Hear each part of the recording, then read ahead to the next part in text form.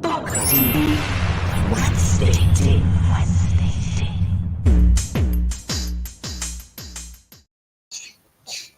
Hey DJ, wrong background change. Hold on, where's the background? There's the proper background. Hi there, DJ. Hi, Poca. Good morning, good afternoon, good evening, everyone. Exactly, wherever you are on the globe. Welcome to this new episode of PocaTV Wenzzzday Ting. It is our 20th, DJ. It is our Ah, 20th show. wow. I know. Where has time gone? Well, yeah, like it's flown by, hasn't it? In it. Mm, Yeah. mm. Well, this is only our first season, so not stuff to go in future. So Um, when does second season start? How in do we know? January. In January, just the Okay, second season, right? all right. Let's start with your background album, Wataguan. Yeah, there's for regular viewers each week, I put an album cover at the back of me, as you can see, on top of a black speaker there, and the idea is for you to try and figure out what it is. Um, Right. And yeah, we'll tell you at the end of the show. yeah. And DJ and I have promised ourselves that we won't be handing out any prizes until there's at least 100 of you joining in this game. Right, The okay. tip we can give the viewers is that it is probably a reggae album, isn't it, DJ? No, not probably, definitely. Yeah. Definitely. Because I don't know. I'm trying to figure it out. I don't But know what it I is. can give you another clue, but it's not an No, obvious one. do that halfway. So when we change topics, right, okay, Exactly. cool. Okay, Right. we got two comments coming in already. We got Rosalind there saying goedenavond. Good evening to you, Ros, as Good evening, well. Rosalind. Right. And we have Jaap Waverijn saying, let's begin about Wilders. Well, Jaap, your wish is our command. We will definitely start with that. So, just to give everybody the heads up what this program will be about today, this 20th edition of the PocaTV Wenzzzday Ting. Yes, we got two topics again. I will be talking about the Dutch far right PolitRixx going on after our elections last week, which was Wednesday as we were doing the Ting. So it was only after we did the Ting that I found out the sheer horror of what went on in the Netherlands. And DJ, you will be talking about the Jamaican debaters who have won a huge award. We will not tell the people yet what they have won, but they have. So I guess I'm starting today, right, DJ? Yeah, man. Yeah, go Yeah. for it. Mm. Let's go for it. So yes, the Dutch far right won the general elections last week, Wednesday, and personified by this person called Geert Wilders. The far right side won this time in the Netherlands, and I will be bringing you up to speed a little bit on who this Geert Wilders person is. Suffice it to say, we have 150 seats in Parliament. You need one more than half to be sole um, ruler, which never really happens in the Netherlands because we got too many parties going on. But Geert Wilders did a landslide victory by getting 37 of those seats. How do I even go from here? Mm. Any questions so far, DJ? Or shall I just start a little clip Well, that I mean, explains who this person is? interestingly, you said, you need 76 seats to have an overall majority, which means there's 150 in total. Mm-hmm, Um, and he got 37, which is less than half of mm-hmm, the 76. mm-hmm. So that in itself means he's It's a got a real, nightmare. It's but a in nightmare. itself, he's got a real battle to actually get a coalition, to form a coalition. Yeah, Exactly. And especially as we'll get into that. And yeah. especially, yeah, we'll get into that. First, to bring people up to speed, especially people who have no idea what Dutch politics are all about, a little clip that explains what happened last week, Wednesday. And this is, I believe, a report from the day after. So I think it's Thursday that this report came out. Here we go. Now, votes in the general election in the Netherlands are still being counted, but it seems that the veteran anti-Islam politician Geert Wilders has led his PVV party to the largest share of the vote. PVV, which translates into English as freedom, is set to take around 35 of the 150 seats. That won't be enough to govern alone, and several other parties have said they won't enter a coalition with the far-right Mr. Wilders. He says the people want him to be Prime Minister. Luister, de kiezer heeft nu gesproken. The voters have spoken. The voters have determined that the PVV will become the largest party by far. It would be very undemocratic. And so I assume that it will not happen, that voters will be sidelined. Voters wouldn't accept that either. They'd find it terrible. I think we need to see where the common ground is, and then we need to do business with each other. Because we have to help the Netherlands move forwards. The hope of so many people is that things must change in the Netherlands, that the influx of asylum seekers will be limited, that ordinary Dutch people will have more money in their pockets again, that homes will go back to the Dutch, that the Dutch will be put in the first place again. Well, we can go live now to our correspondent Anna Holligan in The Hague. And Anna, let's just take a step back and take stock of this moment. Just how significant is this result for the Netherlands? Seismic, and there's no doubt the tremors will be felt in Brussels this morning. This result is a headache. If he actually manages to go ahead and become Prime Minister, to convince enough parties to work with him in coalition, it will be an absolute nightmare for the European Union. And if you are not familiar with Geert Wilders, he's a radical politician. He's been in Parliament for around 25 years. He's anti-Islam, anti-immigration, but we've already had a kind of indication that he may be prepared to compromise in order to convince enough parties to go into coalition with him. And you mentioned 35 seats there. We've just had an update. It's looking as though he has managed to secure 37 seats in Parliament, about 2.3 million votes. So 2.3 million Dutch votes went to Geert Wilders. I looked up the statistics. There are 13.3 million people in the Netherlands eligible to vote, and this in a total population of 17.8, a little over 17.8 million people. So I'm saying 2.3 million people who voted for Geert Wilders. What was the turnout like? Out of the 13 million, how many voted? Yeah, like what was it? Between 75 and 80%, I believe it was. So that's quite high. Yeah, it is quite high. And what this actually means is that, you know, when you walk out in the streets right now, I'm counting to 5 because 2 out of every 5 people voted for this person, who, as you heard, is very undemocratic. Has a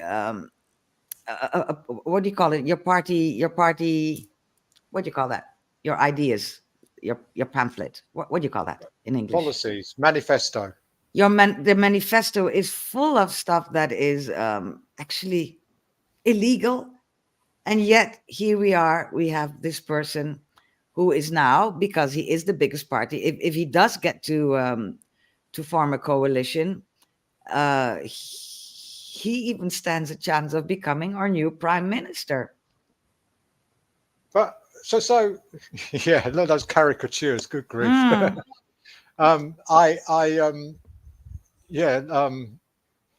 He calls it the Freedom Party. So freedom for whom? For the disenfranchised white Dutch people. That's what I was thinking, because if he's anti-Islam, or no, maybe that's the wrong way of putting it. He's also very anti-immigration, which is the point on which he won these elections. He has decided all the borders should be closed hermetically. Yeah, I hear, and I'm wondering if that's him really saying he doesn't want Muslims to come in, but he's just generalized it by saying it's immigration, but perhaps the majority of immigrants are Muslim. I don't know, but could be either or. He's not very taken by people who look like me either, to be honest.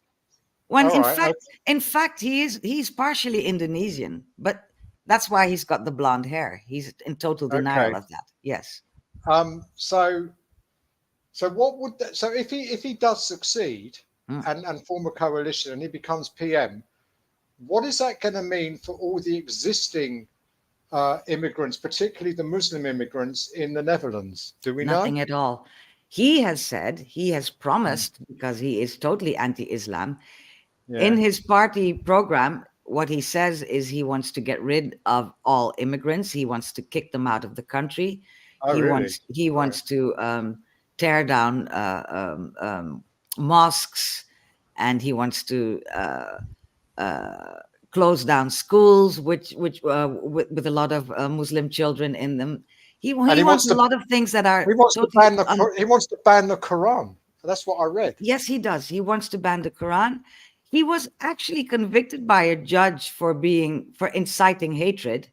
Yeah. It's a couple of years ago. I believe it was in 2017, when at one of the other elections we had, because we've been having a lot of elections lately, he was there with his party, and he said to the people there, "Do you want more or less Moroccans in the Netherlands?" And then they started chanting less, less, less. And the judge took that to be inciting of hatred and actually convicted him. So we got a convicted person who has been in parliament for 25 years, who suddenly, right, like 4 days before the election, suddenly said, "You know what? I've become a nice guy now. I'm going to leave the whole anti-Islam thing out of my true policy once I get to be in cabinet," because he never wanted to be a ruling party. He preferred being in the opposition for 25 years. And now suddenly the man has decided, no, I want more than that. I want to be the biggest party in the country. I want to rule the country. And yes, I am ready to become the prime minister of the Netherlands. So why would an aspiring politician want to remain in opposition? I don't understand that. Well, there's a lot of stuff that you're not ever going to understand, because frankly, I don't either. Right. This is a party with one member, being Geert Wilders. Yeah, that's bizarre in itself. Yeah, it is, and Yeah. I don't even see how it is possible and how it has been possible. But there you have it. He has been in parliament in the opposition for 25 years, wreaking havoc, calling people names, being a total asshole, to be honest. And that's what the Dutch people like. But his policies. This is the country I live in, DJ Conscious. They are so yeah, and I feel for you. Thank you. But his policies are so provocative and so incendiary, if that's the right word. That's a perfect word. You know, if they go through, then he's going to have kind of riots on his hand in the Netherlands, because if he wants to kick out all these immigrants, he can't, because it's unconstitutional. So his main points in his party program are either unconstitutional according to the Dutch constitution, or they are. Oh, he also wants to kick us out of Europe, but they cannot. Well, they do not align with European law. They need a referendum for that, surely. To do that. And it's not going to. It's been tried and but so he's been campaigning on policies he knows he wouldn't be able to he knows he wouldn't be able to manifest because they're illegal. Doesn't every populist? Didn't Donald Trump? Didn't your own Boris? What's his name? Yeah, Johnson? yeah, but well, Boris Johnson became Prime Minister of the UK. What is illegal today may not be illegal tomorrow, particularly if a political party has got a mandate to govern based on the democratic electoral system, which is you still need to change the law. And in the case of in the case of Geert Wilders, it's not only Dutch law that he has to comply with; he has European law to comply with as well. There is no way that he can close the Dutch borders the way he has promised his. Well, that's probably his why he wants to. That's probably why he wants to stay out of the EU. So he'd have the referendum to leave, hope in his mind to hopefully leave the EU, and then that will give him a better opportunity to implement his other radical policies. Hopes and prayers for him. But imagine being a voter. You went to the ballot. You didn't know right until the moment that you were going to vote, because that's most voters. They don't know. They just read something on Facebook and say, "Oh, that's what I want." I'll give you an example in just a little bit. But imagine giving your vote to somebody and then finding out that every point on which you say you voted for him cannot be done. Yeah. How do those people feel? Well, Remember, that makes remember, DJ, they already are the disenfranchised white people in the Netherlands, so they're already pissed off. yeah, Imagine how pissed off they're going to but be. but in principle, whatever the policies are, and whichever group or particular group of people they may or may not impact, the whole system is farcical. It is. It's a total farce. But isn't Yeah. PolitRixx and in the entire world as we speak a farce? Have you even? I'm not going to go there, but have you seen what happened in Argentina? A same kind of guy saying the most ludicrous things and getting applauded for it because I don't know why. You tell me, why is it that this world is in such turmoil that we Well, are there's a lot voting of stuff. for the John, destruction of whatever it is that we have? there's a lot of stuff in this world where people support things that I cannot understand why they support things. I'm not going to go into it, but there's a lot of it going on, and it's just makes me feel, is it the people of this world that are really, is it their own minds that are formulating these decisions, or is it the propaganda that's fueling this? Everything is propaganda. I mean, the example I want to give you, a guy that was interviewed by my old colleagues at NOS News here in the Netherlands right after the vote, and reporter asks him, "So who did you vote for?" "Well, of course I voted for PVV," says the guy. "And what is it that swayed you?" "Yes, I read on Facebook that pretty soon we're going to have to pay taxes to go to school, and I don't want that to happen." There is no such thing. There is no such thing Right. as taxes for school. So misinformation. He's voting based on some misinformation. On total misinformation and on total ignorance is what I would like to say. Remember, we did a thing not so very, very long ago about illiteracy. Yes. I believe everything is linked. These people cannot read a page of information. All they know is they saw something on Facebook or on Instagram. They don't understand what it is that they read there. And then they think, oh, it must be that. I think this is what's going on in the world. We are cultivating this illiteracy thing. I'm not supposed to say illiteracy, but they are illiterate. If you can't read 3 sentences, that means you can't read. Well, And no, you can come up with a lovely word for it, but it's still illiteracy. No, but there's a distinct. Well, what I was going to say is you might be able to read and write, but it's understanding what you are reading. Yes. That's the thing. That's the thing. And I put it to you, DJ Conscious, that reading is the act of not reading words, but grasping what it is you're reading. Yeah, exactly. The understanding and the context. And if you can't make that link, you just cannot read in my book. Well, and we need to work on that. This was one of the things about you had Brexit in the UK, and the campaign. Sorry. Don't we remember that? Yes. Yeah, and the Leave campaign, the lies that they spun, but people believed it, and I'm convinced that that huge lie that Johnson and Gove said, if we leave Europe, there'll be another £350 million a week in the NHS. I'm convinced if that lie had not been pushed, the result would have been the other way. Totally. It was that one lie that I think that swung the result to leave. Yes, and as the lie with Geert Wilders is, I'm going to close the borders and we're going to kick out everybody that doesn't look like us. He forgets once again that he is half Indonesian. A comment from Donna. She says, Marley said, none of them can stop the times. And this is, for example, it's the inevitability of history. This move to far right nationalist populist parties, as there are convergences that we have no control over. And I'm trying to find out what are those convergences. Well, I hear what Donna's saying. Hi, Donna. And I think one of the issues is that one of the reasons why there is this direction towards right and far right-wing politics is because the left-wing politics hasn't done enough to change itself with the times and move with the times and become more center, because they go on. No, I'm applauding you because that is exactly what's going on. Everybody is now kind of the same.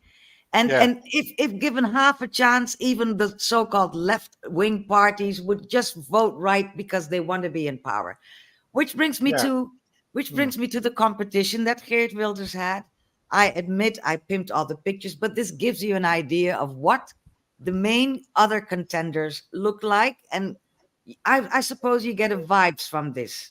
Top left is the person who replaced our former prime minister. She's in the Liberal Party. She Right. herself, DJ, you must know, was a boat refugee from Turkey. She's Kurdish, and she and her mom got on one of those little dinghy boats and escaped to Greece to join her father here, who was already in the Netherlands. She being the exact example of what the cabinet fell about in July of this year, because her predecessor, Mark Rutte, said he wanted to stop the reunions of families of people already with a status in the Netherlands. She is that. She is this quintessential migrant who came on a little boat, and she is the one who actually normalized saying enough is enough. We don't need any more refugees in this country. That's what. And she then kind of put Geert Wilders in a position of being acceptable, because all this time everybody was laughing at the PVV because his ideas were so ludicrous. And then this normal party comes and says, but that's our program as well. Suddenly it's very normal to say we don't want migrants. That's her fault. I blame her entirely. That sounds like that's an own goal. A what? An own goal. It's like when you're playing for a football Yes. team and you score in your own net. She scored Right. an own goal. She's back. She's done something to hurt her own party. She did. Basically. She did, because she at some point thought she was going to win, but then the whole poll thing came along. You know how people react to polls, and then she said those things, and then he said, "You know what? I suddenly decided I do want to lead the country, and I will throw away all my key things, but I just want to be your leader because the people want me as a leader." It's her fault. I blame her entirely. To the right of her, the guy with the beard, he's supposed to be our left guy. He was probably the first to say, you know what? If it so turns out that we have to rule with the right-wing party, we will, because we need to be there as well. So we blame him as well.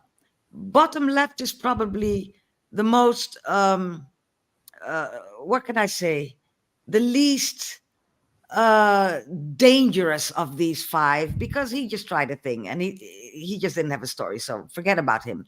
The one in the middle, one in the middle bottom with the friendly face, he's a master at stealing left-wing ideas and putting his name on them and saying this cannot be. I know you are very well aware of this this ongoing situation in the Netherlands, in which people who get what do they call them? Toeslagen. I need to look it up, DJ. I mean, I know what you mean. Yeah. No, that's a Dutch word. Let me just find it in English. Yeah. Sometimes I just don't know the words.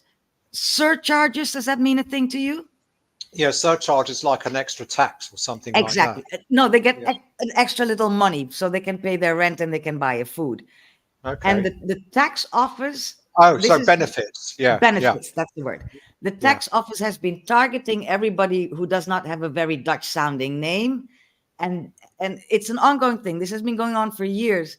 They asked that money back, and many people got into really big trouble. They lost their children. Oh, yes, I remember that. That's outrageous. It's still, those people have still not been compensated. And this guy in the middle, what's his name, Omtzigt, he kind of latched onto that story that was not his in the first place, and he became big with that. He used to be in the party with the one on the bottom left, but then he said, you know what, you guys are too soft. I'm going to be on my own. Everybody at a certain point thought, this is a good guy, especially the Dutch intellectuals. They all fell for it. They thought, this is the guy to lead us. So at a certain point, he was the hugest party in the polls. It didn't work out for him either. Bottom right, finally, is the lady who's got the farmers' interest at heart. And Right, I've told you okay. many times that the farmers in the Netherlands, who 75% of their production is for exportation, it's not Right. for our own consumption. They are polluting this country. They are polluting everything. They need to cut down on their nitrogen output. And then we got this whole farmer situation going on with tractors blocking the highways and it's people putting the flag upside down. She is on their side. So that's who Geert Wilders had to run against. And one interesting thing you said about that, the guy in the middle with, you said he had the best poll results. For a good while, yes. But it just goes to show again, the polls have not been accurate. No, what it means to say is that people just don't know. So they say, one day I'm going to vote for the guy. Somebody asked them in a poll, who are you going to vote for? Day one, they say this. Day two, they say that. Or the polls are rigged. I don't know. Well, look, the Brexit polls were not accurate. The Leave result was a complete shock. It begs the question, what comes first? What people say they want to vote or the polls? Is it the polls leading the elections? Is it the elections leading the polls? Questions, DJ. What do you say? I personally speaking, when I vote, I base it on what I think is my preference based on what I can see as being offered, not on what the polls are saying. I don't pay any attention to the polls in terms of where I'm gonna cast my vote. But I guess you and me, we actually read what it is politicians want for the country. We actually and try and make sense of it. And is it try credible? to make sense of that. Yeah, right. And all of that. Yeah. Yes. We got then we got the other lovely phenomenon during elections. It's the strategic vote, which to me, tactical voting. That's what it's called. Yeah. Tactical voting. To me, that is the most ludicrous thing you can ever come up with, because it means you're not voting for the party that you think you want to vote for, and basing your new vote on the thought that your one little vote is going to influence the whole thing. You don't know what your neighbors are voting. You don't know what your parents are voting. Tactical voting completely goes against the grain of a democracy. That's what I say. So why is it that people do it? Because they would sooner vote against another party than for the party they want. But it doesn't work that way, because you don't know what your neighbor is going to vote. Well, I mean, in UK, there have been plenty of instances where tactical voting has actually got the result that the voters for the other party actually wanted. Well, actually, I can't remember a time in the Netherlands when the tactical voting that goes on every time has not completely taken the country by surprise. Completely, I never saw this coming. I'm surprised in the Netherlands and in other countries where there are so many parties which basically guarantees that there's going to be a coalition, more or less, even from the outset. I'm surprised there is that much tactical voting in place at all. In a three-party system, I can understand it. It could work. It could work in a three-party. Hence the UK. DJ, we have 26 parties. Exactly. And we got only 17 point something million people. Yeah. I mean, no, it's crazy. It's crazy. I know. I am sad. I am disgusted, and I'm definitely totally fed up with those people who say, I never saw this coming. And what's the word? I'm so ashamed of my country. Tell your brother to vote differently if you're so ashamed of the country. Look, I'm a Brit. Think about me. But I mean, but what's the word on the street, if you know of any, in terms of the Muslim population? In the mic, please. Talk in the mic. Yes. Sorry. What's the word on the street since the election result from the Muslim population? Well, there's many traumatized Dutch little Muslim children who are very traumatized now, asking their parents, are we going to get kicked out of the country? Imagine that. You got your little 8-year-old daughter or son coming home the day after the election, and probably some bully at school told them, "You're gonna have to leave the country," and then But your child but comes have, home crying, saying, "Mommy, Daddy, are we getting kicked out of the country?" but have there been any protests? No, so far Right. no good. So, and what can you protest against? I mean, the guy was elected. They chose him. Mm, And let me tell you one thing that's really weird. mm. Muslims voted for him. Black people voted for him. I So don't so even, so I can't so even. so they're voting. So they want to be deported somewhere else. They want to be kicked out. No, they're like that woman who's the boat refugee. They're in denial of who they are. They think that because they got a nice job that they're okay. That's what they Oh think. gosh. Oh, because they've assimilated into becoming. Yeah, I get. Oh They gosh, they, this they is think they think in the eyes of people like Geert Wilders, they're okay. They're no. white-ish. But it goes back to what you were saying. People, was it the government? I think they were phoning people up with names. They were looking at people's names to determine whether they are of a certain origin or not. Right? What a way to do it! I mean, No, for but that's crying out. totally racist. And I mean, No, I know exactly. like I said, every governmental high power has totally denounced it and said to the tax office, take care of this thing, pay those people back, give them their lives back, Yeah. give them their children back. This has been going on. I've even lost count. It's been going on for it. This all happened before the pandemic, and it's those people that still not be compensated. Anyway, a quick look at what Donna has to say about convergence. She says one convergence was the rise of Obama, Bush, Iraqi war. Could there have been an Obama without both? No, there could not. Obama begot the racist Tea Parties, who begot Trump. It is when certain convergences come together, she says, that change happens, good or bad. And the racist backlash that converged with Obama's presidency saw the meteoric rise of Trump.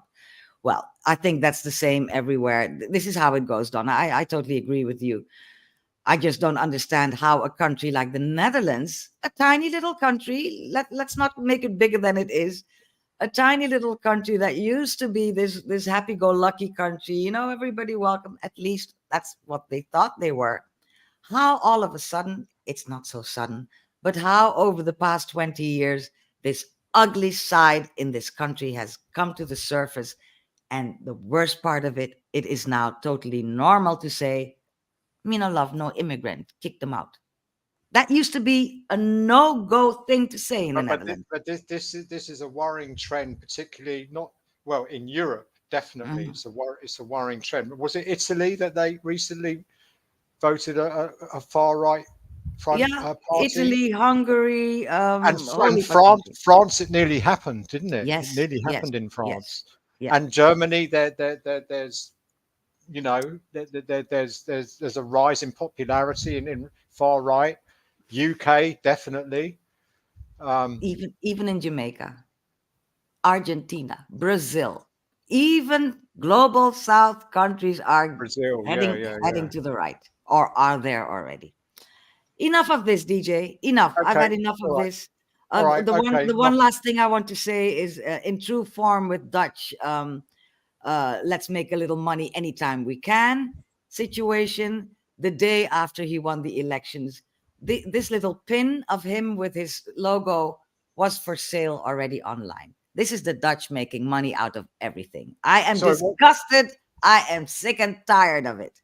Sorry, what's the logo? I don't know what his logo is. It's a bird. It's a bird. Yeah. It's a freedom bird. It's a freedom bird. The red, white, and blue Netherlands colours. Right. Yes. Okay. Yes.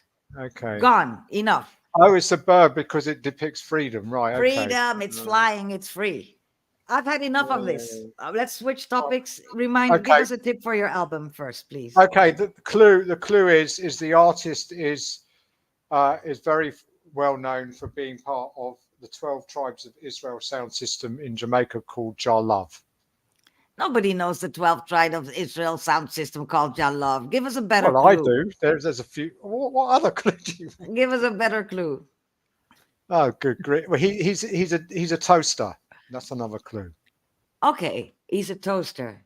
DJ, Let me- sing DJ, yeah. I'm seeing a name now. I know the name. I know the name. Yes, Right, I'm right, not. right, right. I'm taking you back to small screen so people can't read it. Right. Let's switch to your topic, which is a happier topic, DJ. Indeed. You know what? I forgot to invite people to join our show. Oh, yeah. Where's And the QR code? Oh, I there it don't. is. Yeah. Right. I don't make QR codes for nothing. So Oh, what's in- that? in- in- A drink with a straw. It's a glass yes, with a straw. because we in it. need to cool down. So I thought a cool drink with little ice cubes in it would be a Oh, good after idea. your hot topic, right? Okay, yeah.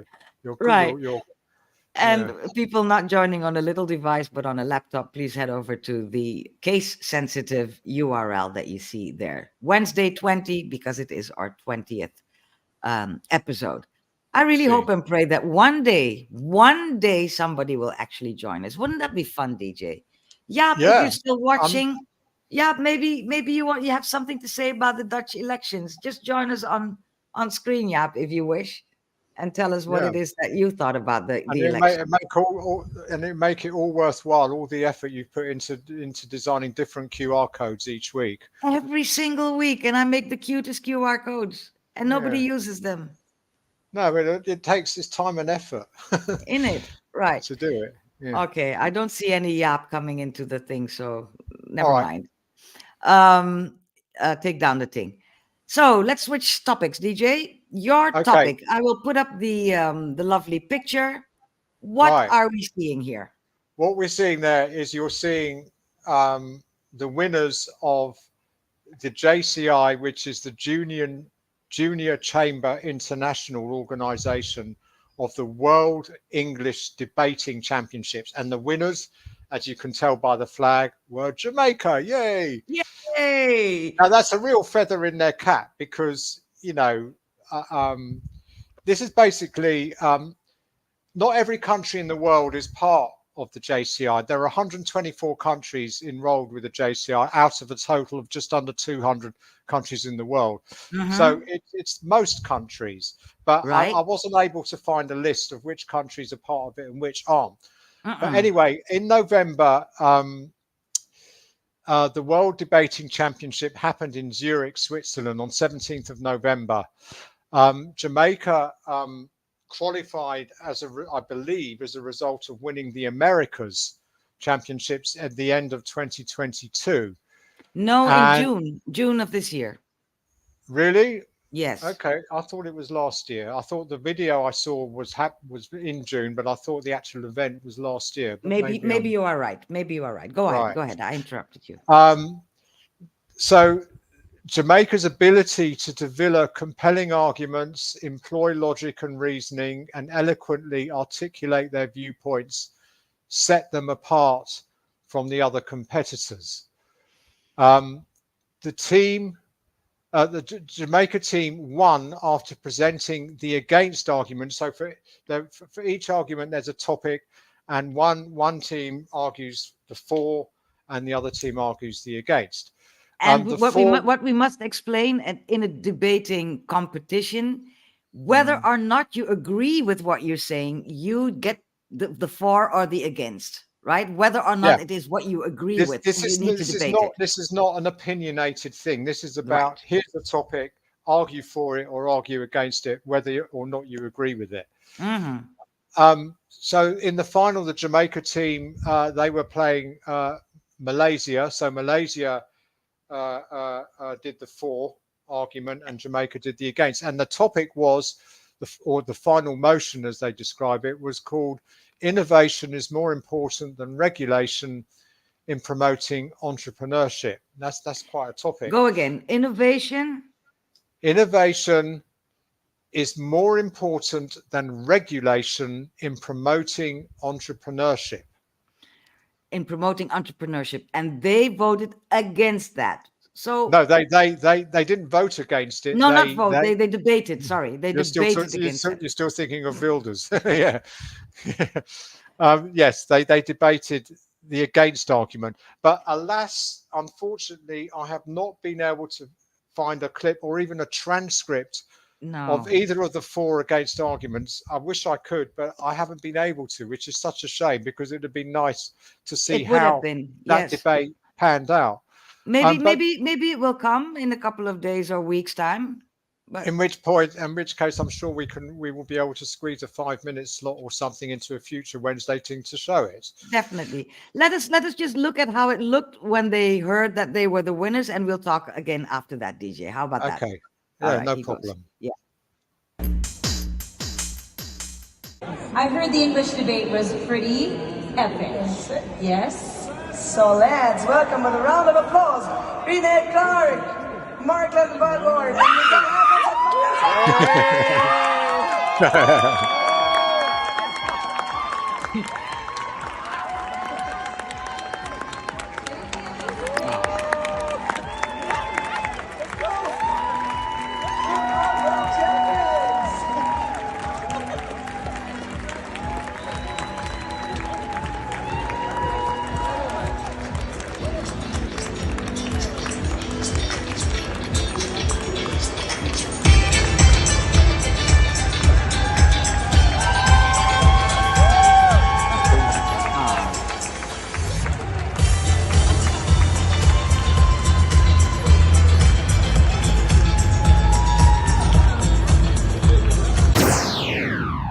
Yeah. Lovely. I mean, lovely, lovely, lovely indeed. Congratulations to the Jamaican young men. These are young men. These are not yeah, so And they're not formally trained in any way. at It's just all. they Exactly. just like to debate. That's it. Yeah, that's right. And they And they have a coach who's the guy that you saw jump up and run. yeah, yeah, He's their coach, and he told a story how he kind of knew two guys who loved chatting, and he asked them to be on the debating team, and then the Yeah. third one came along as well. But this is not the first time they've won stuff. These guys are actually doing a good job. Tell us about that, DJ. Well, yeah, they won the Americas, the event for the Americas, whether it was a few months or the previous year, whatever. But they won it, and they've won it more than once, I believe. They won it 3 consecutive times. Right. Let's call it the regional competition. Yeah. great. So that's a real feat in itself, a real feather in their caps, and really Right. something to cheer about and be proud. Yeah, Jamaica, yeah, man. Yay. Be proud. Yeah. I think Wholeness said something. I think I saw a tweet. But just to say that the government is recognizing it, it's good that they do. Well, they better recognize it. They better give these yeah. guys, the time and opportunity to go on with this debating, and maybe work a couple of hours less so they can do this and represent Jamaica and shine a shining example on Jamaican youths, because this to me is one of the great things that can actually inspire, especially young Jamaican men who have quite low esteem due to all kinds of political reasons. Yeah. Set the example for them and show them that things can be done, right? Absolutely. And that neatly takes me onto the topic of what JCI is about, which is, and one of the things is empowering people. Let me remind you, JCI stands for the Junior Chamber International. What does a chamber mean? Do you know? What's chamber in this? It's like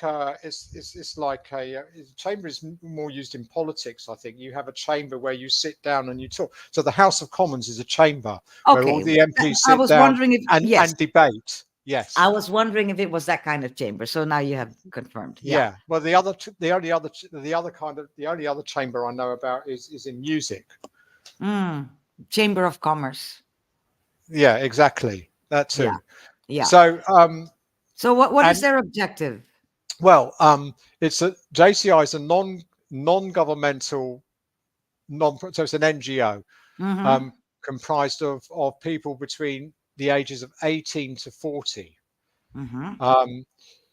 And it focuses on personal development and empowers young people to become, the idea is for young people to become active citizens in society, take responsibility for challenges, global challenges, not just local, in their community, and identify targeted sustainable solutions. So that last bit is key.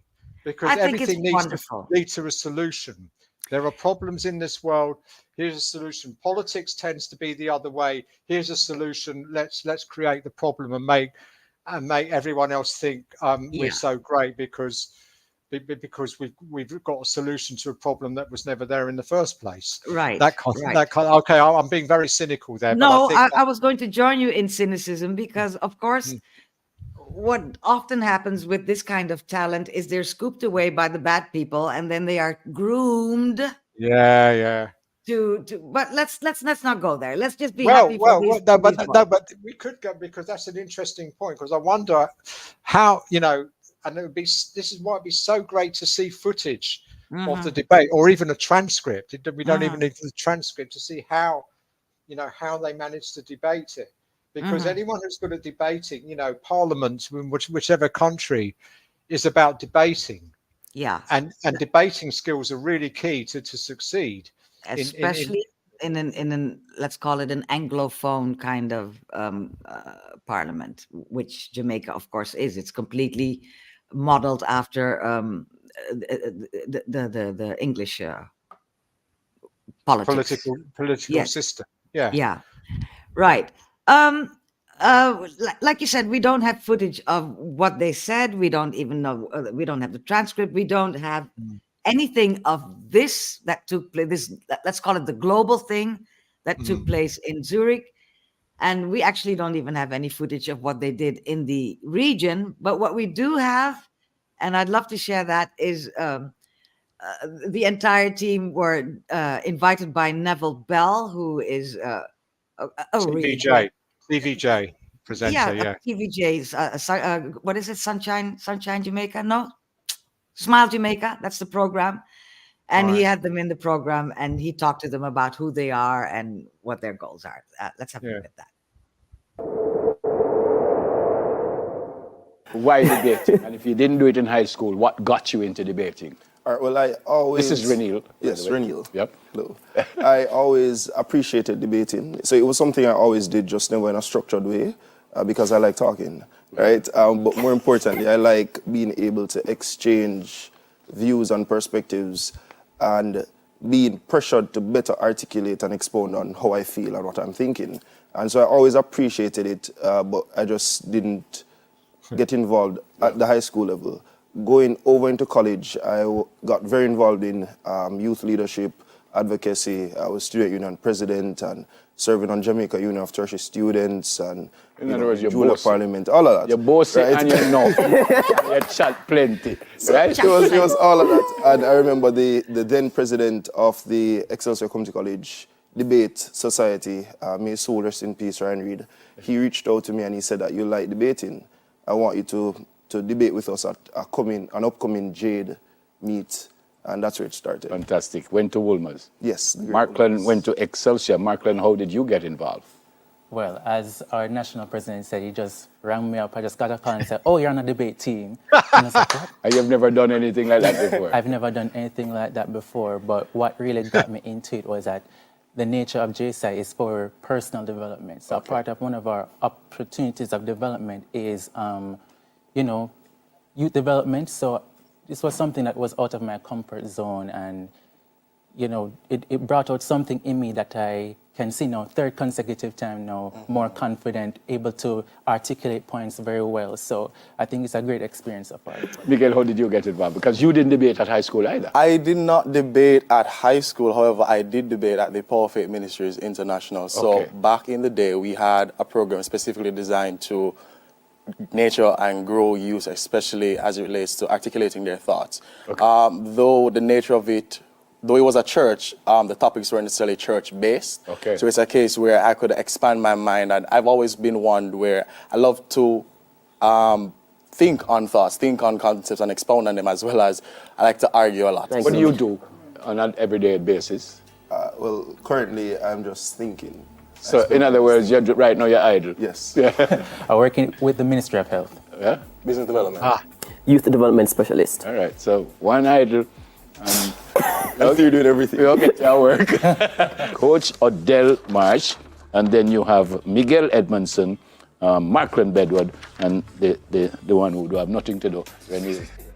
Ready, Clark. We'll get to a job, no worry. We'll soon come back. Stay with us, please. Congrats again, guys. Great to see you. Brilliant stuff. Brilliant stuff. We'll soon come.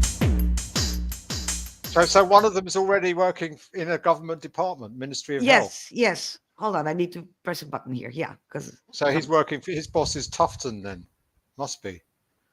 I guess Ultimate so. boss. Ultimate boss. Ultimate Yeah. boss, I guess so. Yeah.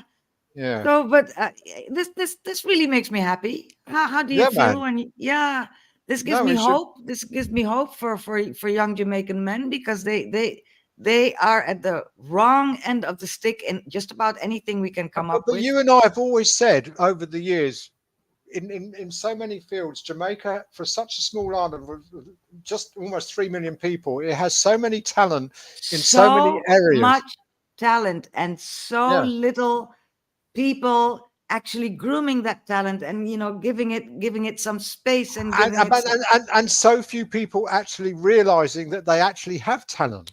They don't. That's my biggest sadness, that I have to keep on telling Jamaicans how wonderful they are. They just don't know. They're always putting themselves down, and I don't know why. Yeah, There's so much talent. But history has shown that when the talent is put out there, everyone look. You say athletics. That's talent. Music. That's talent. Poetry. That's talent. These people debating. That's talent. Right. The trouble is in an ex-colony. Remember, for years and years and decades and maybe even centuries, it was okay for Black people to be good athletes. It was okay for Black people to know how to sing and dance. But intellectual, nobody was waiting on any intellectual Black people to come to the fore. So you're going the arts and sports versus academia. And Jamaicans also don't know that their University of the West Indies in Kingston and all over Jamaica and even in some other islands, it's a fantastic university. I know people from all over the Caribbean who scrape their little money to be able to go to the university in Jamaica. It even has its own hospital, doesn't it? It does, and it's been on the forefront of emancipation of former colonies.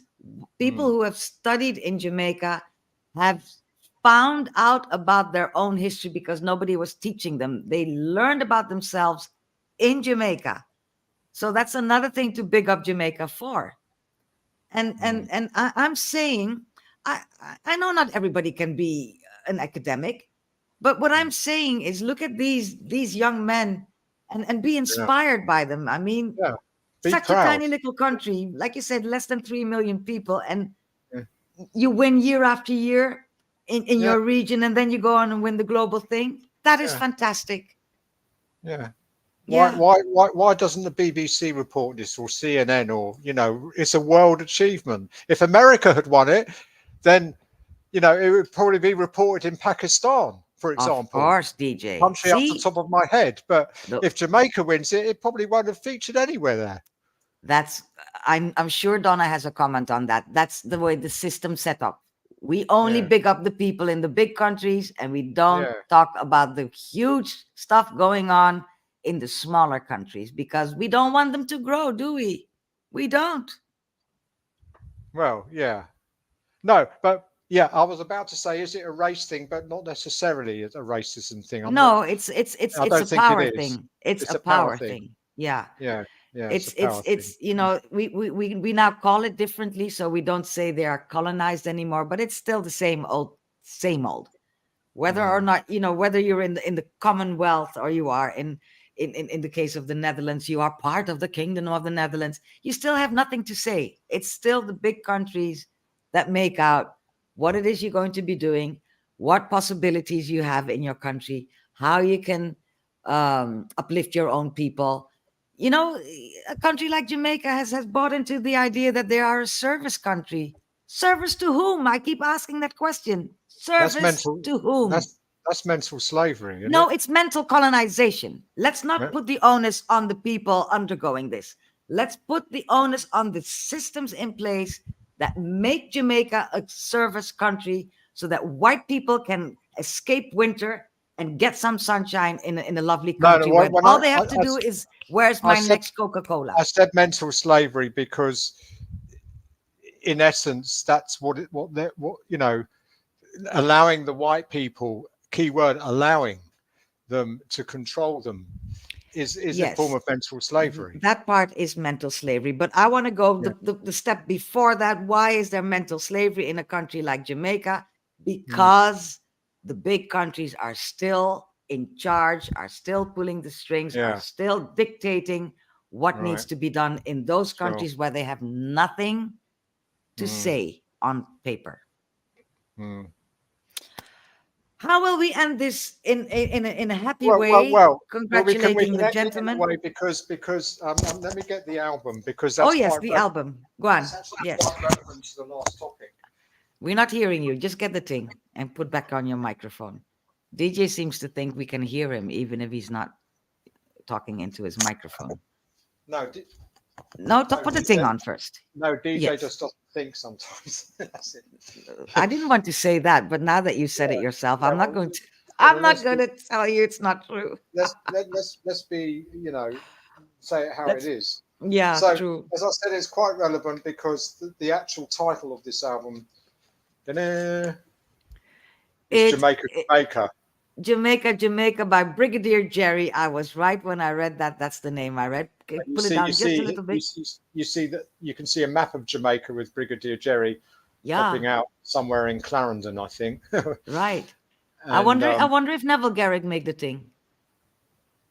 Or show last week on Neville Garrick. Check see if it's Neville Garrick. Artwork, someone called Kelly Lee. So no, okay. not no Neville Garrick. All right. Producer Jarlath Music, and so which is the 12 Tribes of Israel sound system in Jamaica. I never knew Brigadier Jerry was part of a sound system. First time I hear that. Man. Yeah. So what is a tune we should know from that album? Jamaica. Oh, yes. That's the title tune. Jamaica. You cannot sing. You cannot sing on air. I wasn't going to go any further than that. So if you see the track listing there. I do, but I can't read it. But is it a good album?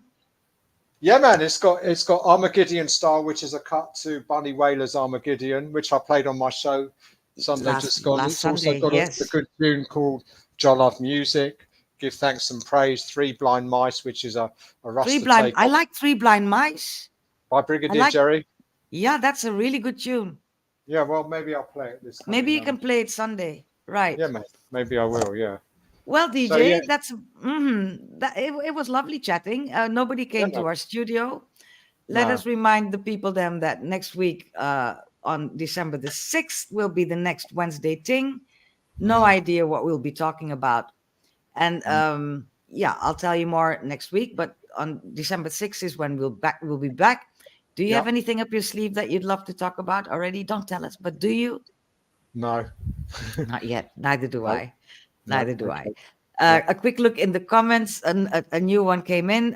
Here is Donna still was talking about the subject of the social evolution, and evolution, she says, is not always progressive. And evolution is not always progressively look. Yeah, I think she means it's not always a positive thing. That's what I think she says. And Jaap is ending this evening with thank you for this evening. I think he means thank you, Jaap. And always good to have you with us. Thank you for joining the program. Yeah, maybe sometime you have an idea for topics that DJ Conscious or I could chat about, because we're always on the lookout for good topics. So Jaap, if anything comes to your mind, make me know. Same goes to Donna. Rosalind, if you're still there, we're still waiting for new ideas that you can share with us. All right, DJ, that was it for today. I had a good time. Did you? Yep, I did. Yep. Excellent. It was good. Blessed. Great. So thanks. See you next week. Bye, everybody. Yep. Bye.